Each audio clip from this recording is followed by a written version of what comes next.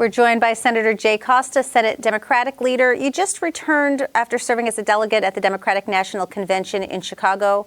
How would you describe the environment at the convention this year? There was tremendous amount of energy and enthusiasm and just very exciting to be there. And each night got more energized and more exciting. And the enthusiasm, as I mentioned, is really over the top right now. So now folks need to come home and maintain that enthusiasm and generate it in each of the districts across Pennsylvania and across the country. And I think given the story that we have to tell, I think that we'll be able to do that. It's been just over a month since President Biden withdrew from the race. How has the Democratic Party embraced the new ticket of Harrison Walz? We've embraced it very well, and I think all we need to do is look at the enthusiasm that's taken place across our districts as it relates to the number of people who want to be involved, the volunteers who are reaching out to our individual races, the Senate Democratic Campaign Committee. Just tremendous amount of excitement, and folks want to be engaged, folks want to be involved. And I would say to you, it's about 180-degree difference where we were 5 weeks ago. While folks have a tremendous amount of respect for the career of President Biden and the work that he's done, we're honored to be able to say that he stepped down at an appropriate time, given what was taking place. So that's where the excitement comes in, and we just have a very strong, the momentum and the wind is at our back. We just have to maintain it. But I can tell you the number of volunteers in some of the community events that I'm at. I see people, young people, young and middle age and older folks who come to the Democratic booths and want to sign up. They want signs, they want materials, they want a door knock, they want a phone bank, they want to do texting, you name it. They want to do mail postcards. So, there's a tremendous amount of excitement along those lines, and it has come down to the level, the district levels as it relates to legislative districts. Were there particular moments at the convention that stood out to you? As speeches go, I thought it was certainly Vice President Harris' speech was outstanding and to the point, and really laid out a path forward and where she stands and where the ticket stands going forward on the policy issues. I certainly think the Obamas, both Michelle and President Obama, were outstanding and really energized the folks and really helped us move from one day to the next with maintaining that enthusiasm and energy. Those were from the speeches and the conversations that took place there. Certainly, there were a number of policy things that took place, off campus, not in the evenings, but during the day. Those were always very helpful in being able to learn more about different organizations that are policy-oriented, to learn different things about folks along those lines. And then probably the most moving thing to me was watching Gus Walz and the love that he had for his father and the pride he had in his father, and likewise the father towards the family, the son and daughter and the family. I mean, that was, if that doesn't move you to tears, I don't know what does. And that was probably, and we were there, we saw it happen. We were a distance away. But when I got back to the hotel and had a chance to capture some of the recap on CNN and some of the other stations, boy, if that didn't move you, I don't know what will. So that was probably the most moving thing that happened while we were there. And then certainly some of the people who testified or were speakers, individuals, folks who talked about things they had to deal with, whether it was gun violence and addressing that, whether it was related to reproductive rights and the situation folks find themselves in. All those were very moving as well. Have the issues that are important to the Democratic Party changed over the years? Not really, to be honest with you. I mean, we want to fight for working people. We want to make certain that folks are earning a fair wage, that folks are able to organize a union if they want to, and fighting for better wages for folks all the time, making certain that things are available, programs are available to them to support them along the lines of housing. Criminal justice reform has always been something that we've talked about over at least over the decades that I've been involved in politics here in Pennsylvania. So there's a lot of similarities with what Vice President Harris has been talking about and what her administration will talk about going forward. So there's a lot of similarities there. And quite frankly, that is part of the playbook that we're operating off of, because we know it's the right message for the people of Pennsylvania. We know it's the right message for the people across the country. And that's being bared out in a lot of the polls across the states, particularly in those battleground states. There were a number of Republican appearances within the Democratic National Convention. What message do you take from that? I take from that there is a divided Republican Party. And I think that there's a lot of folks who don't want to subscribe to what former President Trump has said and done, and the manner in which he says it and does it. I think they probably the best word I can describe is that they're disgusted where the Republican Party is. And it's not the Republican Party that they know and they remember. And I think it's a Republican Party of Donald Trump. That concerns them, particularly where, given some of the things he has talked about, particularly as it relates to protecting democracy, things along those lines. Probably that's the one that stood out the most, that how there's a major difference between how people view what he did on January 6th. And I'm actually quite proud of the Republicans who came to the convention, stood up, and said they were going to support Vice President Harris for a number of those reasons. How did this convention compare to past ones that you've attended? The first one I attended was in 2012. I mean, it was really awesome then as well. Then 2016 again in Philadelphia. 2020 was virtual. What I can tell you is the level of enthusiasm that I saw in this, to me, was unprecedented from the previous ones that I've seen, the previous ones that I attended in person. I can tell you, just like as I mentioned earlier, the enthusiasm and energy and excitement just kept building and building and building on after each day. And just the conversations I had with folks, not just from Pennsylvania, but around the country, people are ready to go to work. People are ready to do what needs to be done in order to elect Vice President Harris and Governor Walz. And I think that's what's exciting. But, we have a lot of work to do. We know that it's not going to be easy. But what came out of that was that the most significant difference to me was the level of enthusiasm and also how prepared and how organized things were as well.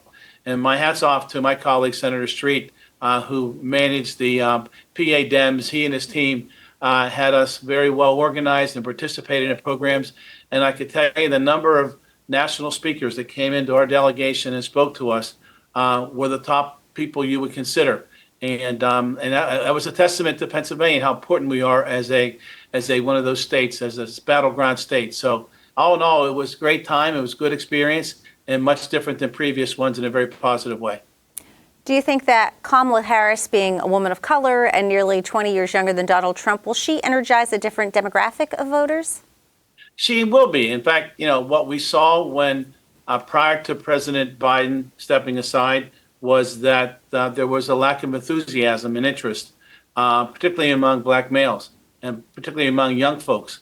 By virtue of the change to Vice President Harris, now what we're seeing is those demographics, those folks are very interested and want to be a part of things as we move forward. So it really has flipped the script in that regard. So I do think she's going to be able to appeal to various segments of our society, but not just in states like Pennsylvania, I think in other states as well, that really now are now in play.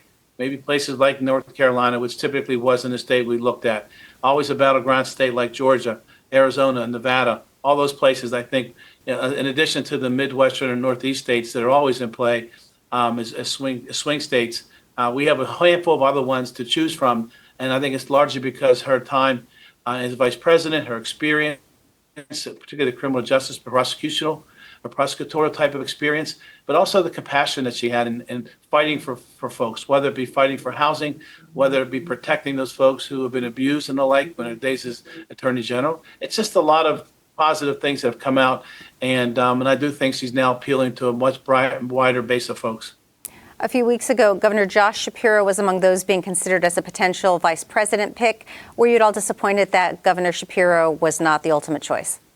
I was very honored and happy to see that the governor was being considered, particularly to the end, quite frankly, where he was able to demonstrate to people around the country the great job he's been doing. And it's been an honor for me and our caucus to be able to work side by side with him just these past 2 years, but also his term as Attorney General.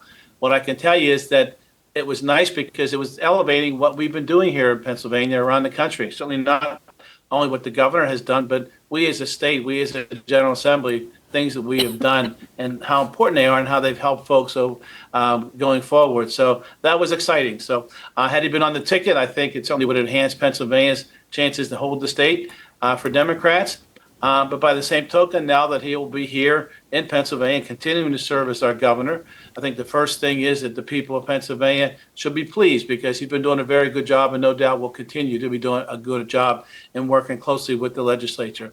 But from a political perspective, I think it's important for him to continue to be here as well. He'll be lending support to our local folks, our down ballot races, and that's equally important as well. So I'm torn in terms of weight. I wouldn't say I was disappointed. It was a great opportunity, but I think we're very happy he'll be staying here as well.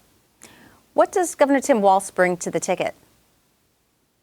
Well, he brings to the ticket what we saw on TV there was a person who has love of family and who's a regular guy. As we know, he's a former football coach. He has a military background of 24 years in the reserves.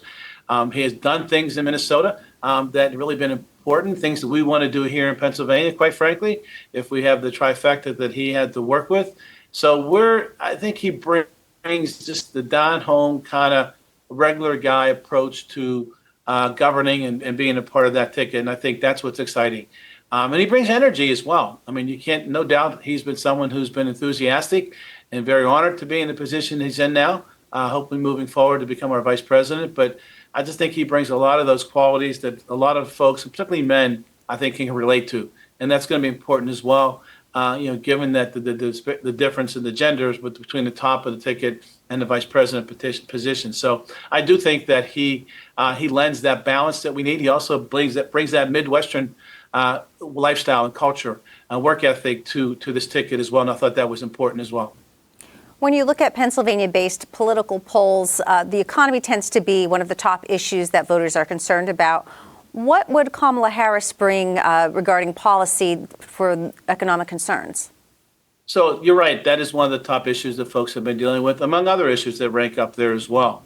But I think what she does is she's got the national exposure to understand as vice president what needs to be done and what policies would work. I mean, she's already laid out her economic development plan that includes really some benchmarks as it relates to appropriate tax structure, making investments in housing, one of the biggest issues that we're dealing with across the country right now. Those are two major initiatives. But the tax structure is going to be something we have to figure out, making sure that the appropriate income levels are the ones receiving the benefit of any type of tax changes to go forward, and guarding against trying to provide for cuts, for example, for the highest income folks. Growing up programming, I think, is going to be an important part of what she's talked about. Implementing various types of programs and internships, apprenticeship type programs, for example. Developing a workforce for people and meet them where they want to be and where they need to be, I think is going to be important. So all those things combined, I think, will lend to a good economic outcome over the years if we have a Harris presidency. How will Kamala Harris differentiate herself from Joe Biden? I think there's a couple of ways that I see that happening. I think I would argue that the work that President Biden and Vice President Harris did was mostly reactive in the years that we had to deal with COVID in 21 and 22 in particular. And then the investments that they made over the course of time, being able to get Congress to support many of the measures and the infrastructure bill and all the other bills, the Rescue Act, all those things, all those were important to lay the foundation. So they worked to build a foundation in that space, whether it be those issues I talked about. Now it's the implementation side of that to a large degree. Well, a lot of these states have received those proceeds. They set up programs to be able to do that. And now we need to be able to implement and work from there. And I think that's one of the differentiations that I would see, the difference along those lines. But, President Biden and Vice President Harris have been very strong on women's reproductive rights. They're very strong on the environment and climate change measures need to be part of the discussion. They're very strong on putting together an appropriate tax structure. They worry about middle-class folks all the time. Look at what was done with regard to the Medicaid and the Medicaid with regard to insulin. Look what was done to some of the other programs, the gun reform measures that were put into place. I think what you'll see is her continuing a lot of those positive things that took place over the past past 4 years that were very successful and will continue to be successful. But it's further continuation of implementation along those lines, and I think it's going to make probably be the biggest difference in how they approach what needs to be done, from creating to implementing.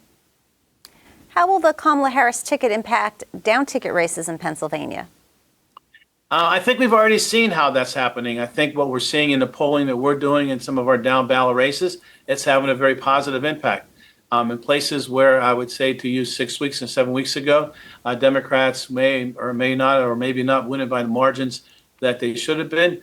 Since post-Harris introduction as the presidential candidate, it's had an impact on our polling, I can tell you that. So, again, it goes back to being energized. The communities are energized, people are energized, And that takes place at the local level. That takes place at the grassroots level. That's where it's going to play itself out. People want to be engaged. They want to be involved. They want to knock doors. They want to make phone calls. They want to do emails. They want to do phone banks. That's what's happening right now. And I think we're the beneficiary of all that activity to ensure that the top of the ticket gets done, but that there's down ballot activity as well. And the coordinated nature of our campaigns is outstanding this year, more so than it's been in years past. So I'm proud to say that when we look at what's being done with the state party, with the top of the ticket folks, all working together, and then also the legislative races, the coordinated effort is outstanding, and that's attributed to Vice President Harris now being on a ticket. The energy and the excitement that she has created for people to want to be involved, that's the biggest thing I see taking place. So it would have a very positive impact in that regard. Do you think the coattail effect could potentially flip the Senate to Democratic? There's no question we think that it can, and we're excited about our opportunities. We're 3 seats short. We have one in Harrisburg area, which we feel very pleased about, maintaining one in Allegheny here and winning one in Allegheny and up in the Erie. We were successful. Democrats would end up being a majority with a 25-25, and Lieutenant Governor Davis likely breaking the tie for a Democrat to be President pro tem and grant the majority to Democrats. Following the July assassination attempt against former President Trump, there were calls for unity and civility. Do you think that unity and civility exist in this election cycle? It has not existed in the last couple of days, I can tell you that. What I saw, comments and tweets that came out, really disturbed me, quite frankly. Probably the one that was most disturbing was a House Republican member when we saw Gus Walz expressing his love and pride and admiration for his father. Folks quickly took to Twitter and made disgusting comments. And one of our House Republican members suggested that Gus should have stayed home. And, that really bothered me and rubbed me the wrong way. And I commented on it on social media. But, that's the thinking from 50 years ago, that if you have someone with someone who's on the intellectual disability spectrum, that they should be hidden and not seen. Well, let me tell you something. There's nothing further from the truth what should be done. Folks should be able to opportunity to be part of the community, part of society, and most importantly, be able to demonstrate their affection for their family members. So that bothered me more than anything else, I think, where it's at. Then we had other folks, the president made reference to Governor Shapiro as being a weak or overrated Jewish governor. There's no need to describe him as a Jewish governor, otherwise, unless it's to make a point, an anti-Semitic point. And that's exactly what he was doing. You've never heard anybody referred to as a strong or a weak Catholic governor or a Lutheran governor or whatever the case may be. These are the little things that are being done. My colleague in the Senate, one of my colleagues in the Senate talked about Governor Shapiro and how he looked when he made his address, referenced blackface. To me, this is simply not the type of things that we need to talk about. I'm very disturbed about some of the political statements or comments or tweets or texts or whatever they are being made, and we need to return to civility. And fortunately, we've got a governor who's thoughtful and responds to them in an appropriate way without getting going low, so to speak. And as we remember, as what Michelle Obama used to talk about, when they go low, we go high, and that's exactly what needs to be played out here, and we will continue to be able to do that. Kamala Harris was criticized for not making herself available for formal interviews or press conferences since becoming the presumptive nominee roughly about a month ago. Should she be expected to make herself available to the media's questions? Yes, I think the time has come where she is now officially our nominee and continuing to work to galvanize folks. I think it's a distraction that we necessarily don't need, and I think it'd be appropriate for her to be able to do that. Certainly, folks will have an opportunity to see firsthand her response to questions that come as part of the debates that are taking place. The first one on September 10th, I believe. I do think that that'll be an opportunity to be able to do that. But I do worry about, when you talked about the civility issue, how that debate's going to go. I know that Vice President Harris will definitely hold her own, and she will be a fighter, and she will not be a shrinking violet on that stage, and she will fight back and punch back. And I think that's what we need to do, to the extent that there's any type of effort to be able to undermine or at least change the civility of the debate the way they should be. What energizes Democratic voters today?